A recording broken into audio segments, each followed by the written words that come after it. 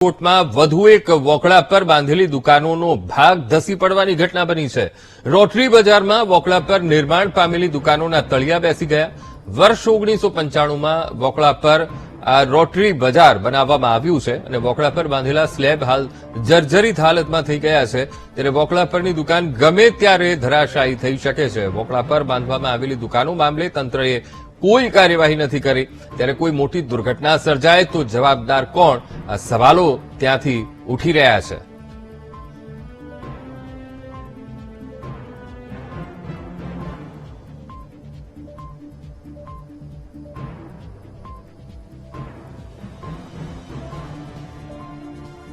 તો રાજકોટ રોટરી બજાર એક વોકળા ઉપર બની છે। વર્ષ 1995માં આ રોટરી બજાર અસ્તિત્વમાં આવી હતી અને વોકળા ઉપર આ બજાર બનાવવામાં આવી હતી, પણ અત્યારે પરિસ્થિતિ એ છે કે કેટલીક દુકાનોના જે સ્લેબ છે એ જર્જરિત હાલતમાં એ થઈ ગયા છે। ત્યારે સવાલ એ થાય છે કે શું કોઈ મોટી દુર્ઘટનાની રાહ જોવાઈ રહી છે?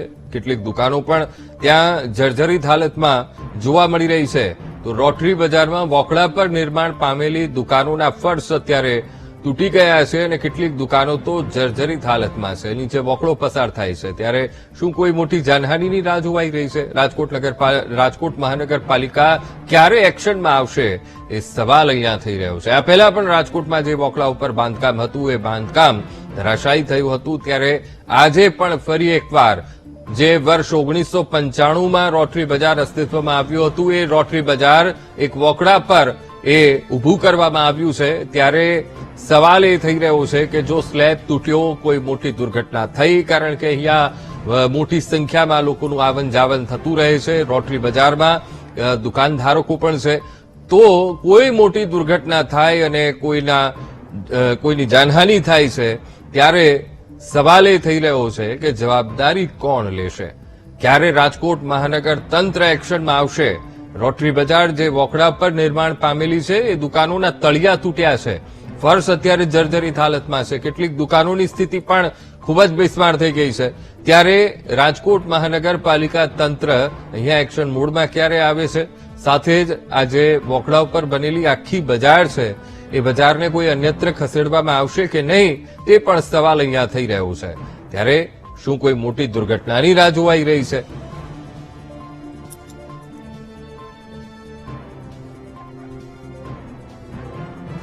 તો આજ મુદ્દે સંવાદદાતા સની મૈયડ લાઈવ જોડાઈ ગયા છે। સની, 1995માં રોટરી બજાર એક વોકળા પર બનાવવામાં આવી હતી અને અત્યારે આ રોટરી બજારની કેટલીક દુકાનોની ફર્શ અત્યારે એ ધરાશાયી થવાની આરે પહોંચી ગઈ છે અને કેટલીક દુકાનો પણ જર્જરિત હાલતમાં છે।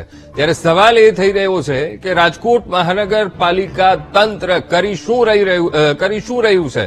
અહીંયા રાહ જોવાઈ રહી છે કે કોઈ મોટી દુર્ઘટના થાય, કારણ કે રોટરી બજાર છે, કેટલાય લોકોની આવન જાવન તે બજારમાં રહેતી હોય છે, દુકાનધારકો ત્યાં વેપાર કરે છે।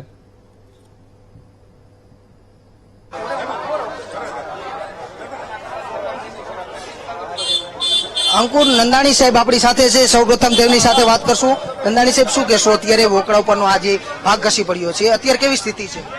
નહીં, આપણે જોઈ રહ્યા છીએ કે અત્યારે આમાં માઇનર નુકસાન દેખાય છે સ્વાભાવિક રીતે। આમાં આપણે સ્ટ્રક્ચર ઓપિનિયન હમણાં જ લઈ લેશું અને ફક્ત આ દુકાન પૂરતું નહીં, આખું જે છે એ આપણે જોઈ લેશું અને કઈ રીતે એમાં નુકસાન છે એ બી આપણે સમજી લઈએ। અત્યારે જે રીતના સર્વેશ્વર ચોક બાદ આવી મોટી દુર્ઘટના ન સર્જાય તે માટે કઈ પગલાં લેવા? હું એ જ કહું છું આપને, ફક્ત આપણે એક દુકાન ઉપર ફોકસ નહીં કરીએ, આખો વિસ્તાર કે ટોટલ જે આખો સ્લેબ ભરેલો છે એ આખો આપણે ચકાસી લેશું અને એમાં જે બી આપણે કરેક્ટિવ એક્શન લેવાના થાય તે કરી લેશું।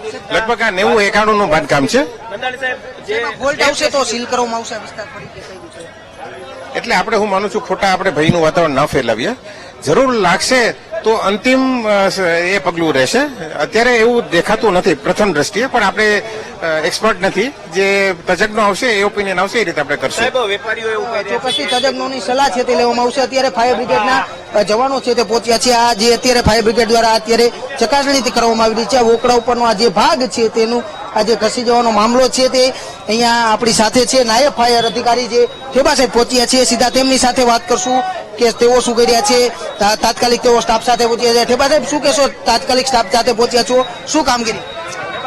રાજકોટ ફાયર બ્રિગેડને લોટરી બજારની અંદર કોલ મળતા ફાયર બ્રિગેડ સ્ટાફ તાત્કાલિક એમ્બ્યુલન્સ, ફાયર ફાઈટર અને રેસ્ક્યુ વાહન ઘટના સ્થળે પહોંચી લોટરી બજારની અંદર આવેલ દુકાનની હાલની તકે હોકરા ઉપર છે, એની લાદી બેસી ગયેલી છે અને કોઈ જાનહાની નથી થયેલ. હવે આગળની કાર્યવાહી અમારા ડેપ્યુટી કમિશનર સાહેબ છે અને સિટી એન્જિનિયર છે એ આગળની કાર્યવાહી કરશે. ઉપસ્થિત સિટી એન્જિનિયર અને ડેપ્યુટી કમિશનર સહિતના આજે દુકાનો છે તે 200 જેટલી દુકાનો વોકડા ઉપર આવેલી છે, એક બે નહીં પરંતુ આ 200 જેટલી દુકાનો અહીંયાથી હજારો લોકોની અવર જવર રોજ થતી હોય છે. ત્યારે અત્યારે રાજકોટના રોટરી બજારની આ ઘટનાથી અત્યારે હડકંપ મચી ગયો છે. લોકોમાં માહોલ છે તે ક્યાંક જોવા મળી રહ્યો છે ભયનો, કારણ કે આ જો વોકડા ઉપરનો જે સર્વેશ્વર ચોકની જેમ આજે ભાગ ધરાશાયી થઈ તો કોણ જવાબદાર તે મોટો સવાલ ઉઠી રહ્યો છે. ફાયરની ગાડીઓ પહોંચી રહી છે, તે આ દ્રશ્યો હું દેખાડી રહ્યું છું રાજકોટમાં કે જે અત્યારે ફાયર વિભાગની ગાડીઓ છે તે પહોંચીને તેમના દ્વારા જે તપાસ છે તે કરવામાં આવી રહી છે. અત્યારે આ દ્રશ્યો જોઈ રહ્યા છો, લોકો અહીંયા મોટી સંખ્યામાં ખાણીપીણી માટે આવતા હોય છે, અહીંયા ખરીદી કરવા માટે આવતા હોય છે. ત્યારે શાકભાજીની અત્યારે આ દ્રશ્યો છે કે રાજકોટના રોટરી બજારમાં અત્યારે એ દુકાનનો નીચેનો જે વોકડા ઉપરનો આ સ્લેબ છે તે અત્યારે ઘસી પડતા લોકોમાં ભયનો માહોલ છે તે સર્જાયો છે. ત્યારે ચોક્કસથી અંકુર, રાજકોટના આ ફરી સર્વેશ્વર ચોક જેવી ઘટના ન બને તે માટે તપાસના આદેશ છે તે ડેપ્યુટી કમિશનર દ્વારા આપવામાં આવી દીધા છે. જી બિલકુલ સલીમ, સમગ્ર માહિતી સાથે જોડાવા બદલ આપનો આભાર.